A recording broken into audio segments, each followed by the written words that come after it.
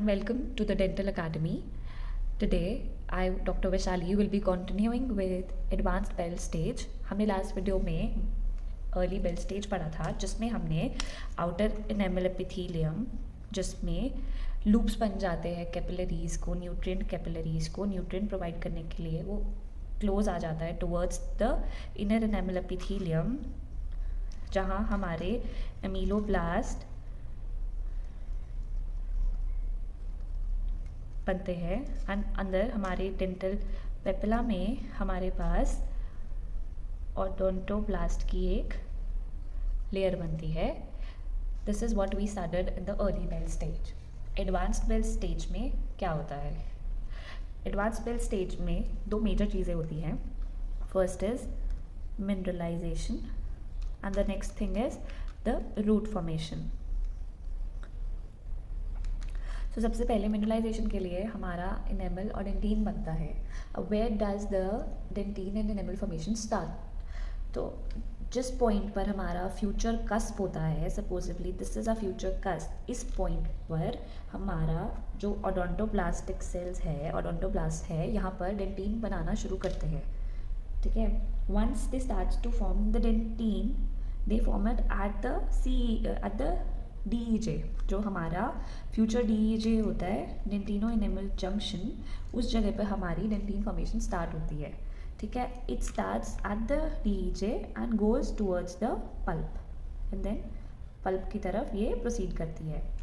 Similarly जब ये point पर हमारा डेंटिन बन जाता है, once the dentin formation is done at this point, जो हमारे एमीलोब्लास्ट है वो इस जगह पर हम इनेमल बनाना डिपॉजिट करना शुरू करते हैं and then it goes towards the outer surface मतलब कोरोनली.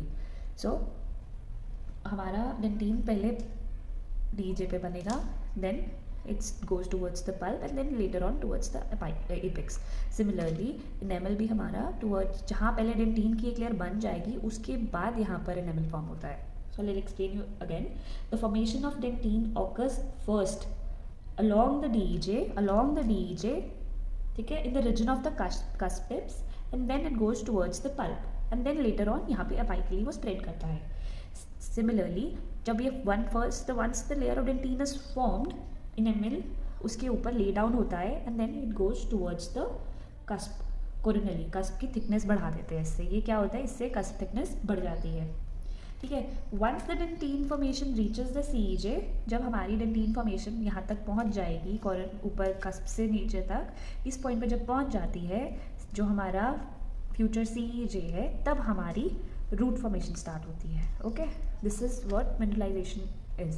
सबसे पहले हमारा डेंटिन बनेगा कस्प टिप्स पे, फिर वो पल्प पे बनेगा. सिमिलरली जब वो डेंटिन बन जाएगा उसके ऑपोजिट डायरेक्शन में हमारा इनेमल बनता है and that goes outward and then once dentin हमारा CEJ तक पहुंच जाएगा तो हमारा रूट फॉर्मेशन स्टार्ट होता है. जब हमारी डेंटिन फॉर्मेशन हमारे फ्यूचर CEJ तक पहुंच जाती है तो इनेमल ऑर्गन एक रूट शीट प्रोड्यूस करती है जिसे हम बोलते हैं HERS, हर्स, जिसकी फुल फॉर्म है हर्टविग्स एपिथेलियल रूट शीट. ये रूट शीट क्या करती है? ये रूट शीट हमारा फर्दर जितना भी हमारा रूट पोर्शन है उसकी फॉर्मेशन करती है. ठीक है. हर्टविग रूट शीट में दो लेयर्स होती है जैसे हमारे ऊपर थी. एक होती है outer enamel epithelium, inner epithelium.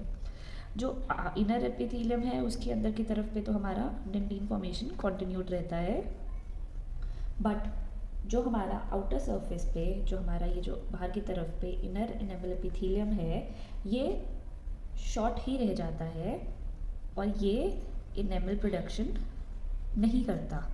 अब ये फिर अगर इनेमल प्रोड्यूस नहीं करता तो ये प्रेजेंट क्यों है? द क्वेश्चन इज कि why is it present?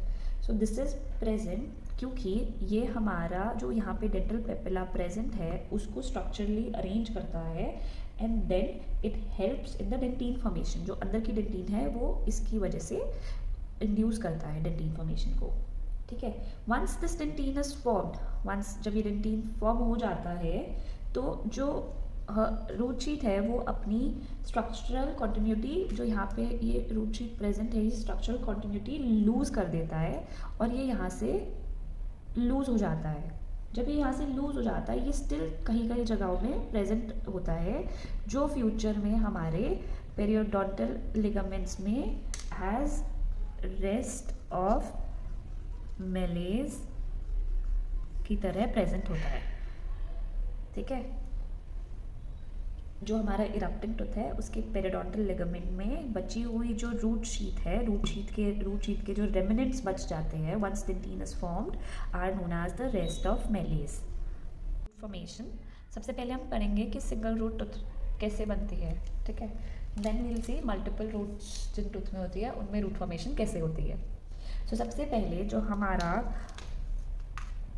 Root sheath था वो एट CJ क्या करता है, एक बेंड बना लेता है। ठीक है, अंदर की तरफ पे बेंड हो जाता है and it forms a structure called as epithelial diaphragm. Okay, जो ये एपिथेलियल डायफ्राम है ये हमारे फ्यूचर CEG पे बन जाता है एंड विद टाइम इससे क्या होता है, ये हमारा सर्वाइकली टूथ को, ये जो इस चीज़ को नैरो डाउन करता रहता है, छोटा करता जाता है। ठीक है, narrows down and it narrows the cervical opening. इस टाइम पर हमारे कनेक्टिव टिश्यू यहाँ पे पॉलिफरेशन होती है एंड इस टाइम पे हमारी पल्प की फॉर्मेशन स्टार्ट हो जाती है। Proliferation of connective tissue, that is a future pulp. साथ साथ जो हमारा रूट शीथ है वो नीचे की तरफ ग्रो भी करता है, इलोंगेट भी होता है एंड नैरो डाउन करता है। ओके, सो जब हमारे कनेक्टिव टिश्यू सेल पॉलिफरेट करते हैं, ये सेंट्रली पॉलिफरेट कर रहे हैं हमारा पल्प बनाने के लिए, साथ ही साथ हमारा जो हर है वो जो हमारा रूट शीथ है हर्स वो इलोंगेट होता है और एपिकली ये नैरो डाउन करता जाता है टूथ को सर्वाइकली और छोटा होता जाता है। इसी सेम टाइम पर जब ये इलोंगेट कर रहा होता है तो जो सराउंडिंग में हमारा डेंटल सैक प्रेजेंट था उसका connective tissue comes in contact. ठीक है, इस रूट शीथ के साथ वो कंटैक्ट में आता है एंड इट फॉर्म्स बैंड्स की वजह से वो बीच में इन्वेड कर जाता है एंड ये जो इन्वेजन की वजह से जो हमारे अंदर की तरफ पे ओडोंटोब्लास्ट थे, जो हमारा अंदर ओडोंटोब्लास्ट सेल्स थे जो हमारा डेंटिन बना रहे थे, वो इस कनेक्टिव टिश्यू के साथ कांटेक्ट में आ जाते हैं। जब वो इस कनेक्टिव टिश्यू के साथ कांटेक्ट में आते हैं तो it give rise to cementoblast. Basically they differentiate and forms the cementoblast, जो हमारा फ्यूचर में सीमेंटम फॉर्म करता है। अब सेम थिंग हैपन्स इन जो हमारा सिंगल से जब हम मल्टी रूटेड टूथ में जाते हैं उसमें सब कुछ सेम होता है, बस जो हमारा एपिथेलियल डायफ्राम था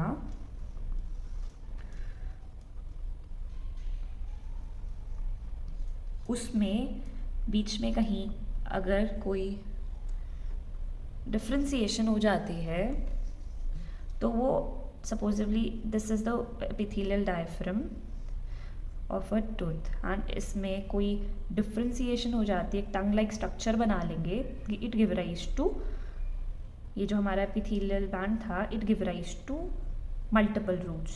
ठीक है, जैसे अपर में हमारे पास 3 रूट्स होती है मोलर्स में एंड लोअर में हमारे पास 2 रूट्स होती है।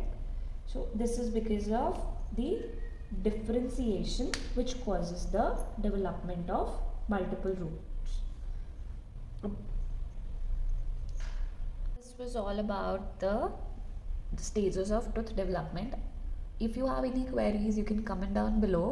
Please like, share and subscribe to the video and we'll be covering further topics. If you have any recommendation please comment. Thank you for watching.